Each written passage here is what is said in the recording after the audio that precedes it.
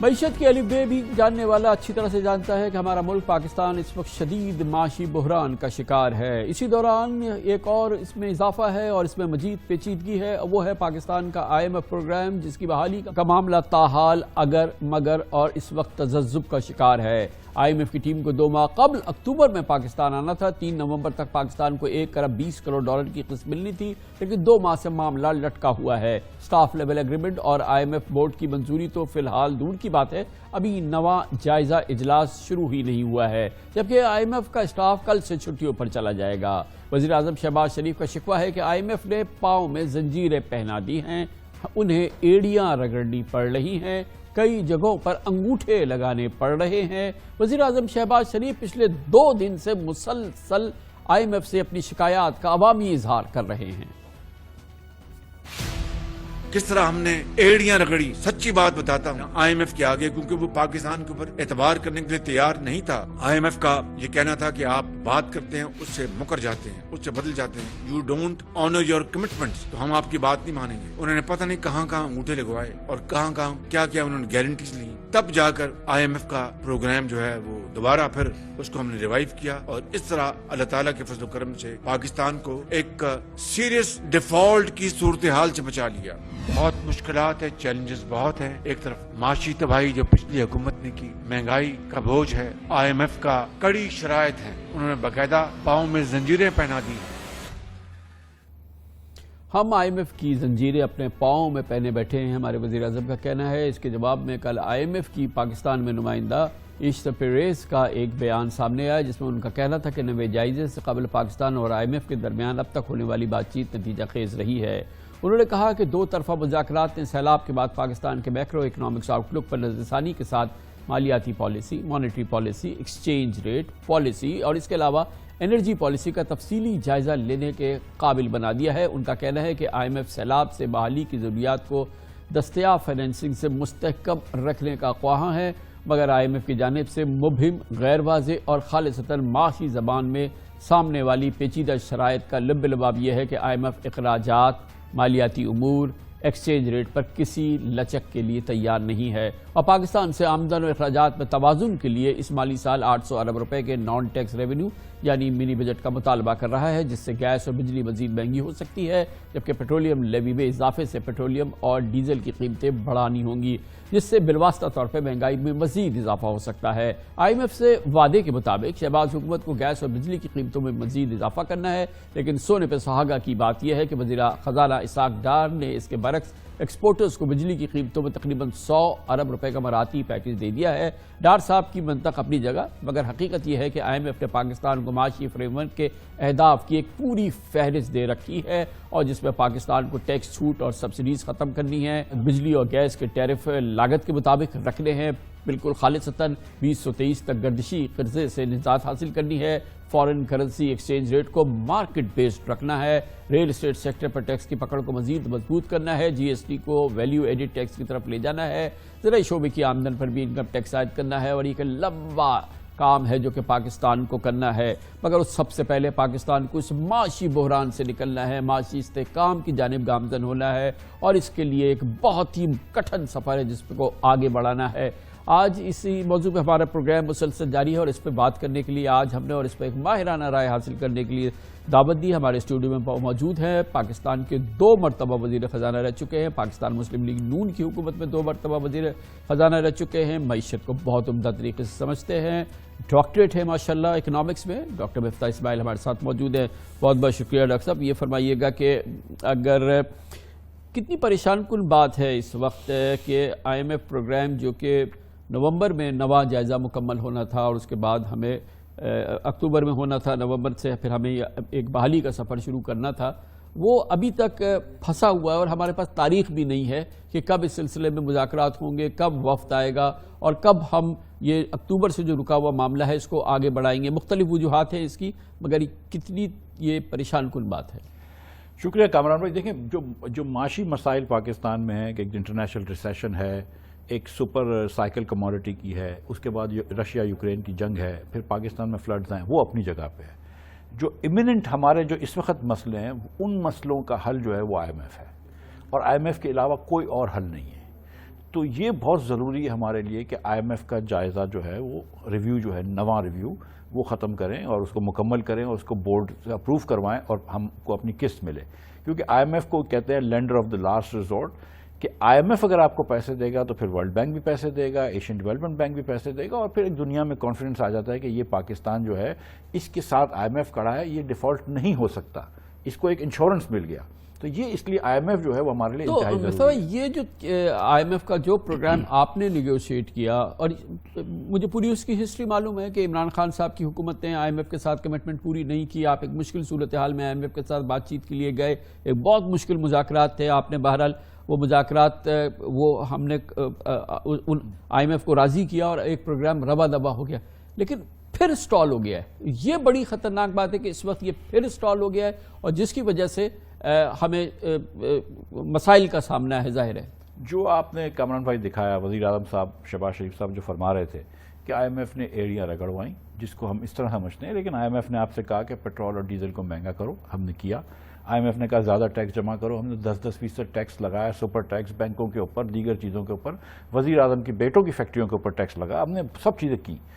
اور ہم نے ایک نمبر دے دیا آئی ایم ایف کو کہ آپ بھی اس بات کو, آئی ایم ایف بھی اس بات کو اب مانتی تھی کہ پاکستان نے جو بجٹ دیا ہے اس کے مطابق پرائمری سرپلس کریں گے ہم 162 ارب روپے کا. پرائمری سرپلس یعنی کہ جو ہمارا ڈیفیسٹ تو ہوتا ہے, لیکن اس میں سے اگر ہم سود کی کو منہا کر دیں تو جو سرپلس ہے وہ سرپلس کریں گے. اس کے اندر آئی ایم ایف نے کہا کہ آپ 162 پہ رہیں. اس کے بعد ہم نے کچھ مراد دے دی. ایک کا آپ نے ذکر کیا کہ ہم نے 100 ارب روپے کا ایکسپورٹ انڈسٹریز کو بجلی کی مراد دی. آئی ایم ایف منع نہیں کرتا, آپ بالکل دے سکتے ہیں. ہم نے 40 ارب روپے رکھے ہوئے تھے اس کے, جو 60 ارب روپے آپ نے مزید خرچ کرے ہیں, آپ اس کا کہیں نہ کہیں سے ٹیکس کے اندر سے اضافہ لے آئیے. جو میں نے وزیر اعظم صاحب کو کہا تھا کہ ہم کر دیں گے سارا سال کا, لیکن مجھے آپ کہیں نہ کہیں پھر ٹیکس لگانے دیں گے. وزیر اعظم صاحب نے کہا ٹھیک ہے, ہم ٹیکس ڈھونڈ کے جب تم لگا لو گے. اسی طرح اگر آپ نے گیس کی پرائسز کے اندر آپ نے کنسیشن دینا ہے تو آپ ضرور دیں, لیکن آپ جو آئی ایم ایف سے آپ کا بات تھی کہ 162 ارب روپے کا آپ پازیٹو سرپلس کریں گے, وہ اس پہ کھڑے رہیں. اگر اس کو دیکھتے ہوئے بھی 162 ارب روپے کے پرائمری سرپلس کو دیکھتے ہوئے بھی آپ کا 4,500 ارب روپے کا ڈیفیسٹ تھا. یہ بہت بڑا ڈیفیسٹ ہے اور پاکستان متحمل نہیں ہے ان ڈیفیسٹس کا. ہم بتدریج ڈیٹ ٹریپ میں پھنس رہے ہیں. پھر پاکستان وائبل نہیں رہے گا, آئی ایم ایف ہو یا نہ ہو. ابھی یہ اللہ کی مہربانی سے موقع ہے کہ ہم اس وقت بھی اگر آئی ایم ایف کو ساتھ ملا لیں تو ہم اس مشکل سے نکل سکتے ہیں. ایک ایشو ہمارا یہ ہے کہ ہمارے ریزروز کا اس وقت بڑا سیریس پرابلم ہے. ہم بہت شدید پرابلم میں ہیں اور ہمارے ریزروز مسلسل ڈپلیٹ ہو رہے ہیں. آج آپ نے ریمیٹنس کے نمبر دیکھے, پچھلے 5 مہینے کے دوران 10% ہماری ریمیٹنس گر چکی ہے, ہماری ایکسپورٹس گھٹ رہی ہیں. یہ ہماری لائف لائن ہے جس میں کہ سیریس پرابلم سامنے آ رہے ہیں. جب آپ وزیر خزانہ تھے تو آپ کی ایک کیلکولیشنز تھی ہمارے ریزروز کو شور اپ کرنے کی, اور وہ کافی کمفرٹ لیول آپ دیتے تھے, اور وہ میں آپ کو سناتا ہوں تاکہ آپ ہمیں بتا سکیں کہ وہ کمفرٹ لیول ہم کیوں نہیں حاصل کر سکے. جب ہماری حکومت آئی تھی تو 10.3 بلین ڈالرز تھے. 8.2 بلین پہ آئے تھے پچھلے ہفتے, لیکن آج چین نے 2.3 بلین دیے, تو اس وقت ہم 10.5 بلین ڈالرز پہ کھڑے ہیں. آئی ایم ایف سے جو معاہدہ ہو گیا اس کے تحت آئی ایم ایف سے پیسے فوراً جو ہے وہ ورلڈ بینک کے اور ایشین ڈیولپمنٹ بینک کے کچھ پیسے آنے وہ آ جائیں گے. چین نے جون اور جولائی کے پیسے جو ان کے ڈیو تھے وہ ری رول کرنے کا کہہ دیا ہے. سعودی عرب نے تو دسمبر کے پیسے ری رول کرنے کا کہہ دیا ہے. اس طرح ہم کو لگتا ہے کہ جولائی کے اینڈ تک انشاءاللہ تعالی حکومت کا جو بیلنس ہے 13 تک پہنچ جائے گا. ہو سکتا ہے 13 سے تجاوز کر جائے. یہ سارا ٹریک پہ نہیں رہا, یہ تو سڑک سے اتر گیا, یہ کیا ہوا ہے؟ سر دیکھیں, جو ایک چیز ہم کر سکتے تھے اور جو اب بھی ہو رہی ہے وہ یہ کہ کرنٹ اکاؤنٹ ڈیفیسٹ کو ہم نے کنٹرول کیا ہے. پچھلے سال 17.5 ارب ڈالر کا کرنٹ اکاؤنٹ ڈیفیسٹ تھا, اس کو ہم نے کنٹرول کیا ہے. ایک چیز جو ہم کنٹرول نہیں کر سکتے کہ 21 بلین ڈالر ہم کو دنیا کے واپس کرنے ہیں, تو ہم کو 21 بلین ڈالرز ہی, اور کرنٹ اکاؤنٹ ڈیفیسٹ جیسے 10-12 بلین کا ہو تو 32 بلین ڈالرز چاہیے. اس کے لیے ہم نے سعودی عرب سے کہا تھا, انہوں نے 1 بلین, یو اے ای نے 2 بلین اور قطر نے 3 بلین, یعنی کہ 6 بلین یہ دوست ممالک دے رہے تھے ہم کو انویسٹمنٹ کے ذریعے. ڈپازٹس نہیں دے رہے تھے, انویسٹمنٹس کر رہے تھے, پاکستان میں شیئر خرید رہے تھے وغیرہ وغیرہ. اور ہم نے باقی ری رولز کی بات کی تھی. اور اگر یہ آئی ایم ایف کا پروگرام ہو جاتا ہے تو یہ اب بھی امید لگا سکتے ہیں کہ ہم ہو جائے گا. اب آپ نے ریمیٹنس کی بات کی, تو اس وقت آپ مجھے یہ بتائیے کہ ایک آدمی اگر $1000 اپنی ماں کو بھیج رہا ہے، ایک ٹیکسی ڈرائیور دبئی میں کام کر کے اپنی ماں کو $1000 بھیج رہا ہے، وہ بینکنگ کے تھرو بھیجتا ہے، آپ اس کو 2,25,000 روپے دیتے ہیں. اگر وہ حوالے کے تھرو بھیجتا ہے اس کی ماں کو 2,50,000 روپے ملتے ہیں، تو وہ 25,000 روپے کا ٹیکس دے گا کیا؟ مطلب 25,000 روپے شوق پورا کرے گا ہمارا؟ مطلب تو اس لیے آپ کی ریمیٹنس تو ایک وجہ سے یہ آپ کا ایکسپورٹر جو ہے وہ 10% اپنی کرنسی لیگلی باہر رکھ سکتا ہے. وہ حوالہ نہ بھی کرے تو اس وقت 10% کرنسی باہر رکھ لے گا. مطلب اب یہ سر دیکھیں، یہ بات اب دنیا میں ختم ہو چکی ہے کہ ملٹیپل ایکسچینج ریٹس نہیں ہونے چاہیے، فکسڈ ایکسچینج ریٹس نہیں ہونے چاہیے. یہ IMF اگر دیکھیں اس وقت ایک راہ فرار ہے، وہ IMF ہے. میں آپ کو سیدھی بات کر رہا ہوں، اگر آپ نے IMF کو ساتھ رکھنا ہے تو آپ نے ایکسچینج ریٹ اپنی مرضی کے نہیں کر سکتے. لیکن دیکھیے اس میں پھر ایک اور مسئلہ ہوگا کہ جب 2017 میں آپ وزیر خزانہ بنے تھے تو اس وقت جو ہماری کیفیت تھی، پچھلے 4 سال سے ایک ایکسچینج ریٹ 106 روپے کا چلا رہے تھے 3 سال سے. جس دن آپ وزیر خزانہ بنے اس کے کچھ ہی ہفتوں کے اندر ہمیں وہ ایکسچینج ریٹ کو ریشنلائز کرنا پڑا، اور وہ پھر 130 135 140 اور گو کہ ڈار صاحب چلے گئے تھے، مگر اس پہ وہ بڑے ناراض ہوئے. لیکن آج جو صورتحال ہے، جو مارکیٹ کا ریٹ ہے، وہ کوئی بھی چلا جائے سب کو پتہ ہے اچھی طرح سے کہ آج مارکیٹ کا ریٹ 245 250 روپے کا ریٹ ہے. اب یہ کب تک یہ 224 چلے گا؟ اور جس دن یہ 224 سے اس ریئل ریٹ پر آئے گا 250 روپے، تو ایک بڑی سنکنگ فیلنگ ہوتی ہے کہ ہمارا جو ڈیپریسیشن ہے وہ ایک بار پھر 10% ایک جھٹکے میں ہو گئی ہے. تو یہ ہم آگ سے کھیل رہے ہیں. سر پچھلے سال پاکستان نے $80 بلین کا امپورٹ کیا تھا. پچھلے سال پاکستان نے $31 بلین کا صرف ایکسپورٹ کیا تھا. پورے پاکستان 23 کروڑ عوام نے مل کر صرف $31 بلین کی چیزیں بیچی تھی. جو ملک صرف $31 بلین کی چیزیں بیچ سکتا ہے اس کو شاید پھر 80 بلین کی امپورٹ نہیں کرنی چاہیے. آپ کو امپورٹ بھی کرنا ہے، سستا امپورٹ کرنا ہے، آپ ایکسپورٹ بھی نہیں کر سکتے، اور پھر آپ بولتے ہیں کہ ہم IMF کے پاس نہیں جائیں گے. تو سر یہ چیزیں ہو نہیں سکتی ہیں.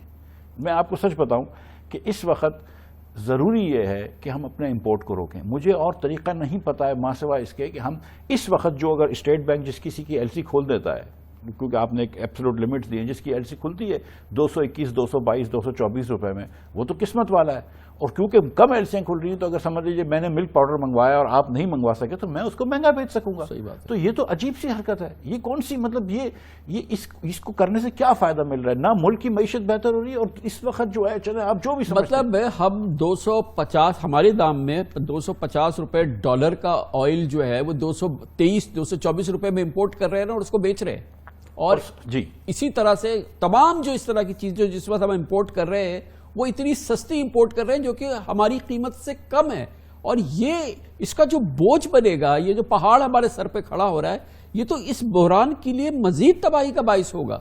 اور اس پہ یہ بھی دیکھ لیجئے نا کہ آپ نے جب آپ کی پچھلے مہینے ایکسپورٹ کم ہوئی ہے، بنگلہ دیش کی بڑی ہے، بنگلہ دیش میں خاص پچھلے کوارٹر میں 19% بڑی ہے. ٹھیک ہے، آپ کا ایکسپورٹر جو ہے وہ ہم چاہتے ہیں کہ ہمارا ایکسپورٹر سستا مال بیچے، تبھی وہ زیادہ مال بیچے گا. اس وقت ویسٹ میں ریسیشن آیا ہوا ہے، کوئی ڈاؤٹ نہیں ہے. اس وقت دنیا میں کاٹن کی پرائس کم ہو گئی ہے، تو حکومت جو بھی کرے ایکسپورٹ اتنی نہیں ہوگی شاید جتنی پچھلے سال پہنچی تھی، لیکن ہمیں کوشش تو کرنی چاہیے. اب اگر ہم جو ہے اپنے ایکسپورٹرز کو 25 روپے کم دیں گے فی ڈالر تو ہم ان کے ہاتھ باندھ رہے ہیں. وہ مطلب اگر آپ 250 کریں گے شاید وہ محنت کر کے تھوڑے سے اور سستا کر کے کچھ بیچ دے گا. تو ہم کو یہ کرنا چاہیے. دیکھیں آپ کامران بھائی جانتے ہیں کہ جاپان کی یہ پالیسی تھی، چائنا کی یہ پالیسی تھی کہ اپنی کرنسی کو روک کے رکھیں تاکہ ایکسپورٹ کریں. اس لیے آج جب ہم دکان میں جاتے ہیں کسی کی تو چائنا کا مال پڑا ہوتا ہے. اس لیے اگر امریکہ میں جاتے ہیں تو چائنا، جاپان، ہندوستان کا مال پڑا ہوتا ہے. بنگلہ دیش کے قمیض پڑے ہوتے ہیں، ہماری چیزیں نہیں ہوتی ہیں. تو ہم کو یہ چیز سوچنی چاہیے نا کہ بھائی ہم کو کس طرح ایکسپورٹ کریں گے. ایک 200-250 سال سے اکنامکس ایک چیز سکھا رہا ہے، ایڈم اسمتھ سے لے کر اب تک اکانومسٹ، تو پاگل تو نہیں ہے نا سب. تو ایک اور چیز ہے کہ ہماری امید یہ تھی کہ کیونکہ جس زمانے میں آپ تھے وزیر خزانہ شروع میں تو بڑی آئل پرائسز 115 120 110 روپے سے اوپر جاری تھی، تو اس وقت آپ کی ایک خواہش یہ تھی کہ اللہ کرے کسی صورت سے 80 بھی ہو جائے تو ہمیں بہت حالات بہتر ہو جائیں گے. آج ہم 80 پہ کھڑے مگر وہ حالات صحیح نہیں ہوئے، اور آپ کی ایک سلسلے میں کیلکولیشن تھی. Let me run it to you اور آپ پھر بتائیے گا. اگر مثال کے طور پر آئل جو ہے جو اس وقت $94 کا ہو گیا ہے بیرل، وہ واپس 120 پہ آ جائے گا تو کرنسی جو ہے وہ تھوڑی سی ادھر ہی رہے گی یا شاید تھوڑی سی نیچے چلے جائے. اگر آئل جو ہے آ جاتی ہے $80 پہ، $75 پہ، تو پھر میرے خیال سے ہم روپے کو سبسٹینشلی اپریشیٹ کر سکتے ہیں اور واپس میرے خیال سے شاید 200 کے نیچے بھی آ سکتے ہیں. مگر ہماری تو فردر ڈیپریشیٹ ہو گئی. سر ہوا یہ ہے کہ کرنسی آپ کی آئل سستا ہوا ہے، کم بھی ہوا، سستا ہوا، لیکن ساتھ ساتھ آپ کے ایکسپورٹ کے اوپر پریشر آ گیا، ساتھ ساتھ آپ کے ریمیٹنس کے اوپر پریشر آ گیا. جب ایکسپورٹ اور ریمیٹنس کے اوپر پریشر آ گیا، آپ کی ایف ڈی آئی کے اوپر پریشر آ گیا. اس وقت تو وہ ممالک جو کہ پاکستان میں انویسٹ کرنے کا وعدہ کر چکے تھے، نہ صرف مجھ سے بلکہ وزیر اعظم صاحب سے اور آئی ایم ایف سے، وہ بھی آگے پیچھے ہو رہے ہیں. مطلب ٹھیک ہے، وہ بات چیت کر رہے ہیں اور انشاءاللہ وہ ہماری ضرور مدد کریں گے. اور میں آپ کو یقین دلا رہا ہوں کہ نہ آئی ایم ایف چاہتا ہے، نہ کوئی ہمارا دوست ممالک چاہتا ہے کہ ہم ڈیفالٹ کریں. وہ سب مدد کرنا چاہتے ہیں، لیکن پہلے ان کو یہ دیکھنا ہے کہ پاکستانی اپنی مدد کرنا چاہ رہے ہیں کہ نہیں، کہ پاکستان جو ہے ادھر ہم سیریس ہیں کہ نہیں ہیں. اگر آپ اس قسم کی باتیں کریں گے کہ نہیں ہمیں فرق نہیں پڑتا وہ آتے ہیں یا نہیں آتے، تو پھر ان کو کم فرق پڑتا ہے. دیکھیں، ایک دریا ہے اور ایک کشتی ہے. آپ کو تیرنا نہیں آتا، آپ کو اس کشتی میں جانا ہے. اور وہ اس کے اندر پھر آپ یہ نہ بولیں کہ ناخدا جو ہے وہ ایب نارمل ہے یا نہیں ہے. جو کشتی ہے اس میں بیٹھیں اور چپ چاپ دوسری طرف چلے جائیں. اس وقت جو ہے وہ کڑوا گھوٹ پی لیں، آئی ایم ایف کی بات مان لیں، آئی ایم ایف آ جائے گا، آپ سارے مسئلے سے بچ جائیں گے. لیکن بہرحال یہ ایکیڈیمک بحث ہے. مجھے آپ کے فلسفے اور آپ کی تھنکنگ اور آج وزیر خزانہ ڈار صاحب ہیں اس سے مجھے مطلب نہیں ہے، لیکن ایک یہ تھاٹ پروسیس ہے، اس کی بات ہے. یہ جو آپ کی سوچ ہے، ڈار صاحب اس کے بڑے مخالف ہیں، ذرا ہم ان کو رن کرتے ہیں، پھر آپ ذرا بتائیے گا. یہ میری ذمہ داری ہے کہ میں آئی ایم ایف کو میں نے ہینڈل کرنا ہے، مفتاح صاحب نے ہینڈل نہیں کرنا. عوام کے اوپر جو بوجھ ہم ڈال چکے ہیں، مفتاح صاحب شاید اس میں کمفرٹیبل ہوتے ہوں گے. کیا ہمارے دل نہیں ہے، ہماری سوچ نہیں ہے؟ یہ 22 کروڑ عوام کو ہم نے اسی طرح بوجھ میں ڈالے رکھنا ہے. اسماعیل صاحب کو پوچھیں کہ جی آپ 6 مہینے جو تھے، آپ نے اس فسکل ایئر کے جو 22 ملین پلس 10 یا 11 جو بھی کرنٹ کو 31 بلین میں کتنا ارینج کر کے گئے؟ آپ جب 6 مہینے فائنانس منسٹر تھے، کیا آپ کو 32 بلین کے ارینجمنٹ کر کے نہیں جانا چاہیے تھا؟ کتنا کیا تھا آپ نے جانے سے پہلے؟ باتیں کرنی آسان ہوتی ہیں، جانے کے بعد بات ہوتی ہے. میں بات نہیں کرنا چاہتا ہوتا تو میں شاید روپے کو اتنا ڈیویلیو نہ کرنا. دیکھیں یہ مناسب نہیں ہے. شاید میں اتنی پرائس انکریز نہ کرتا، میں اپنے روپے کو مینج کرتا. میں نے 4.25 سال میں اس کو سٹیبل رکھا، تقریباً 101 102 کی ایوریج میں. اس کے بعد جب شاہد کا خان اور مفتاح صاحب کے 10 روپے ڈیویلیو ہوا، پھر وہ اس کا کوئی رکا ہی نہیں ہے اور 240 پہ چلا گیا. میری اپنی لون ہے کہ روپے کی ویلیو کیا ہونی چاہیے. تو مطلب آپ کا جو آپ کی تعلیم یا ایکسپوجر یا نالج یا ایکسپیرینس، جو آپ کی سوچ یا فہم یا جو منطق تھی، وہ ہم لوگوں پہ جو بوجھ پڑا اس میں اس کا بڑا رول رہا. دیکھیے، اگر خدا نہ خواستہ 1 منٹ اگر ہم ایک کلپ دکھا دیں کہ سری لنکا میں کیا ہوا ہے، تو پھر آپ کو احساس ہوگا کہ عوام کی کون دیکھ رہا ہے، خیال کر رہا ہے. کہ جہاں پہ 470 روپے لیٹر پیٹرول تھا اور 3000 روپے میں بریک ہو رہا تھا، جہاں پہ 10 دن تک لائن لگی ہوئی تھی کوکنگ گیس خریدنے کے لیے، جہاں پہ وہاں پہ راجہ پاسکے صاحب کے جو پریزیڈنٹ سی تو جا کے رینٹ سیک کرا لوگوں نے، اور وہ بڑے سمجھدار سری لنکن لوگ ہیں. یہ بات سمجھنی چاہیے کہ جب ہم اگر ٹیکس لگا کے پیٹرول مہنگا کر رہے ہیں تو ہم اپنی جیب میں پیسے نہیں لے کے جا رہے، ہم حکومت میں ہی ڈال رہے ہیں. اگر آپ نے حکومت کے اخراجات کرنے ہیں اور آپ نے حکومت میں 9000 ارب روپے اخراجات کرنے ہیں یا 12000 ارب روپے اخراجات کرنے ہیں، آپ صرف 7000 ارب روپے جمع کرتے ہیں ٹیکس میں، تو 5000 ارب روپے کا خسارہ ہوگا. یہ خسارہ کون دے گا؟ یہ عوام ہی دیتی ہے نا، مہنگائی کی صورت میں دیتی ہے. ہم اپنے لوگوں بچوں کے اوپر یہ قرض لے کے جا رہے ہیں. پاکستان کو ہم کیوں لے کر آئے ہیں ڈیفالٹ کے نیچ پہ؟ کیونکہ اوور دا ایئرز پاکستان کے اندر ہم ایکسپورٹ کم کی ہے. جو ایکسپورٹ میاں نواز شریف کے حکومت میں 1999 میں 16% جی ڈی پی کی تھی، وہ آج 9% of export G D P نہیں ہے. بنگلہ دیش کیوں آگے نکل گیا؟ کیونکہ بنگلہ دیش نے ایکسپورٹ بڑھایا ہے. بنگلہ دیش کیوں آگے نکل گیا؟ کیونکہ بنگلہ دیش نے خیر پاپولیشن بھی کنٹرول کی ہے، بنگلہ دیش نے تعلیم بھی دی ہے، لیکن ایکسپورٹ بڑھایا ہے. ہم نے ایکسپورٹ نہیں بڑھایا. ہم دیکھیں، اگر آپ کے پاس دنیا کو کچھ بیچنے کو نہیں ہے تو پھر آپ دنیا سے خریدیں نا. لیکن اگر آپ ڈالر سستا رکھیں گے تو آپ دنیا سے چیزیں لیتے رہیں گے سستی، وہ کب تک سسٹین کریں گے؟ آپ یہ کہنا کہ آپ قرض لیتے رہیں تو وہ پھر کسی دن بھی یہ فاقہ مستی ہے رنگ نہیں لے کے آئے گی. اور مجھے تو لگ رہا ہے کہ وہ رنگ لا رہی ہے، کیونکہ جتنے بھی ماہرین ہیں، یعنی کہ فاقہ مستی کے جو اثرات ہونے چاہیے وہ نمایاں ہیں.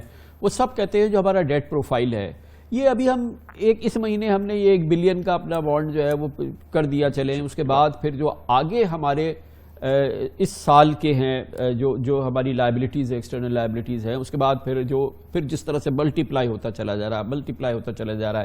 یہ ابھی ہم نے ٹاپ لائن سیکیورٹی کی دیکھی ہے، اور تمام جو انٹرنیشنل ماہرین وہ سب کہتے ہیں کہ جی کہ اب آپ اس لیول پر آ گئے ہیں جہاں آپ کو ریسٹرکچر کرنا ہے، جہاں آپ کو اپنے انٹرنیشنل یہ لونز جو ہیں وہ ریسکیجول کرنے ہیں، آپ کو لینڈرز کے پاس جانا ہے، گویا کہ اس کو عام زبان میں کہتے ہیں کہ آپ کہیں گے کہ میں نہیں دے سکتا، میں ہاتھ اٹھا رہا ہوں، آپ کا ڈیفالٹ ہو جائے گا، آپ کو کہنا پڑے گا کہ جی کہ ہم نہیں دے پا رہے، کیونکہ یہ نمبرز ہیں، یہ کوئی اللہ تعالیٰ کا کرم ہو جائے تو کوئی بات ہی نہیں ہے، کوئی اللہ دین کا چراغ آ جائے وہ رگڑ جائے اس سے کوئی بات نہیں ہے، مگر یہ نمبرز نہیں بتا رہے کہ ہم اپنی لائبلٹیز کو جو ہیں وہ سروس کر سکتے ہیں۔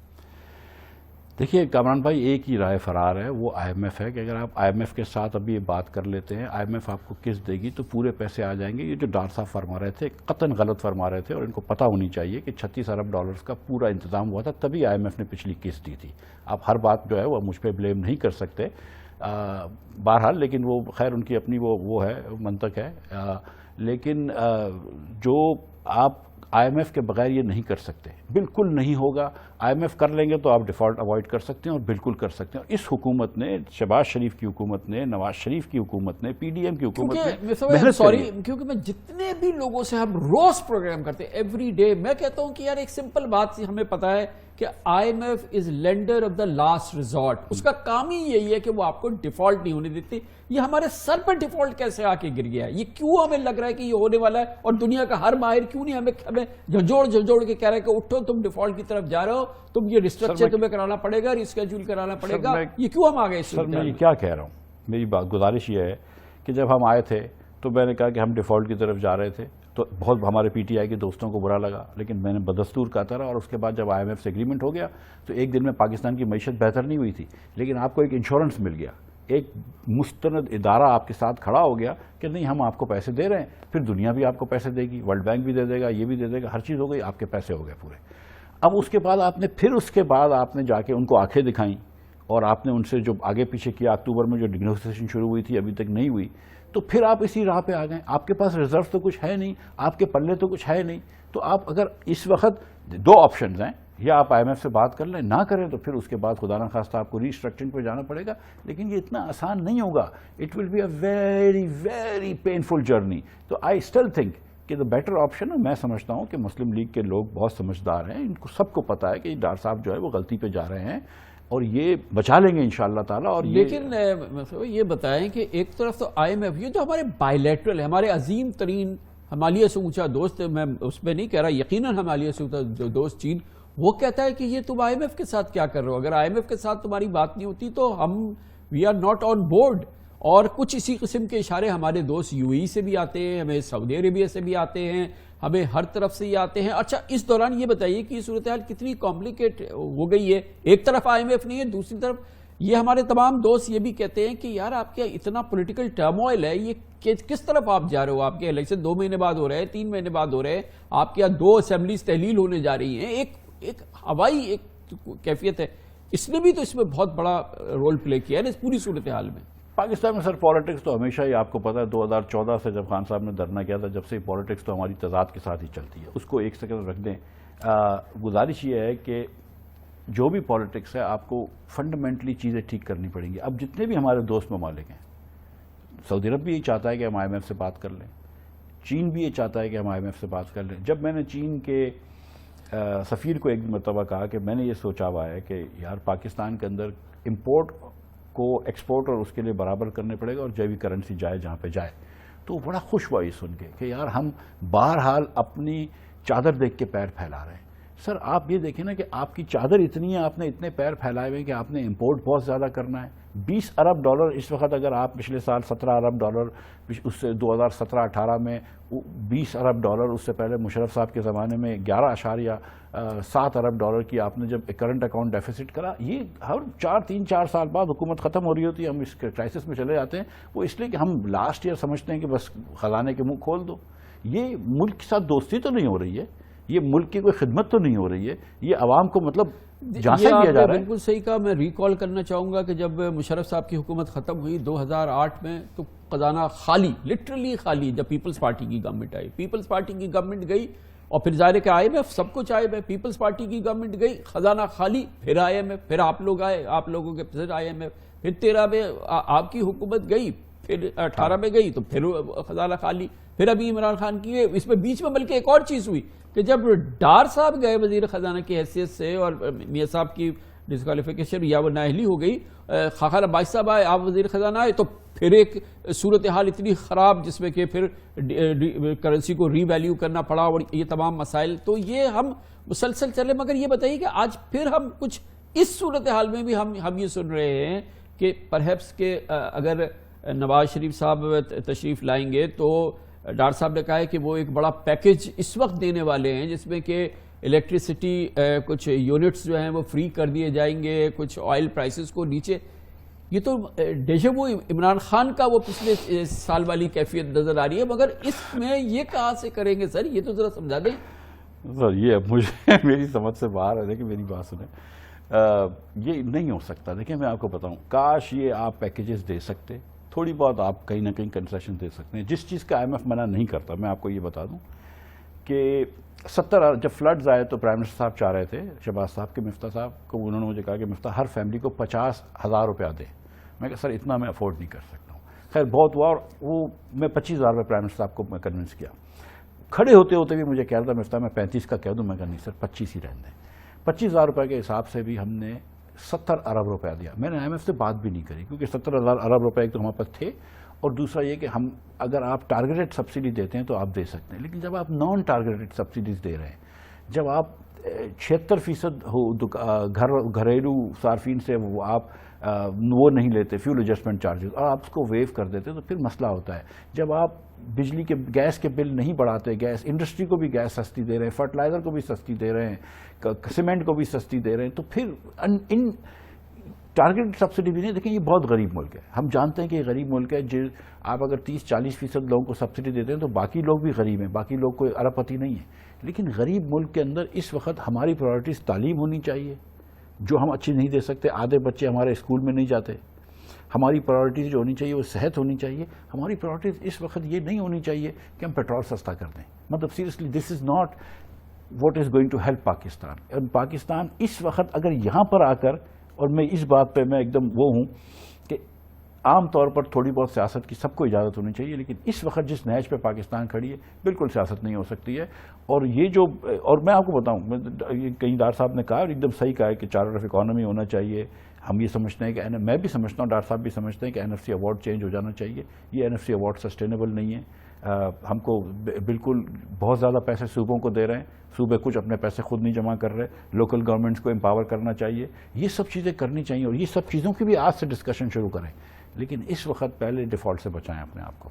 اور ڈیفالٹ سے بچنے کے لیے اور یہ تمام چیزوں کے لیے کل جو یہ آئی ایم ایف کا اسٹیٹمنٹ آیا ہے، انہوں نے پہلا جملہ تو کہا کہ پروڈکٹیو ہماری بات چیت چل رہی ہے، لیکن اس کے آگے پھر انہوں نے کہا کہ دیکھیں ایکسچینج ریٹ، دیکھیں مانیٹری پالیسی، دیکھیں انرجی، دیکھیں یہ تمام چیزیں، یہ آپ کے سلپیجز ہیں، ان کو آپ کو سنبھالنا ہوگا. گویا کہ کہیں پر بھی کوئی بھی وجہ ہے وہ آپ کو کوئی کنسیشن دینے کے لیے تیار نہیں ہے، کوئی ویور دینے کے لیے، یا یہ کہ ہماری معیشت میں گنجائش ہی نہیں ہے آئی ایم ایف اور نو آئی ایم ایف. دیکھیے میں آپ کو بتاؤں کہ سمجھ لیجئے کہ آئی ایم ایف آپ کو پیسے دینے کے لیے تیار ہو جاتی ہے بغیر کسی کنڈیشنز کے، تو پھر بھی کیا اس وقت آپ افورڈ کر سکتے ہیں یہ چیزیں کرنا؟ جب آئی ایم ایف نے یہ اسٹیٹمنٹ دیا ہے، یہ ایسٹر پریز صاحبہ کا اسٹیٹمنٹ جو ہے اس نے نہیں دیا ہے، مطلب یہ اوپر سے واشنگٹن ڈی سی سے، اور انہوں نے 4 چیزیں لکھی ہیں. انرجی پالیسی، اس کی ایک وجہ ہے انہوں نے کیا لکھی ہے جو میں بات کر رہا ہوں. انہوں نے جب لکھا ہے ایکسچینج پالیسیز تو یہ ان کی ایک وجہ سے انہوں نے لکھی ہے.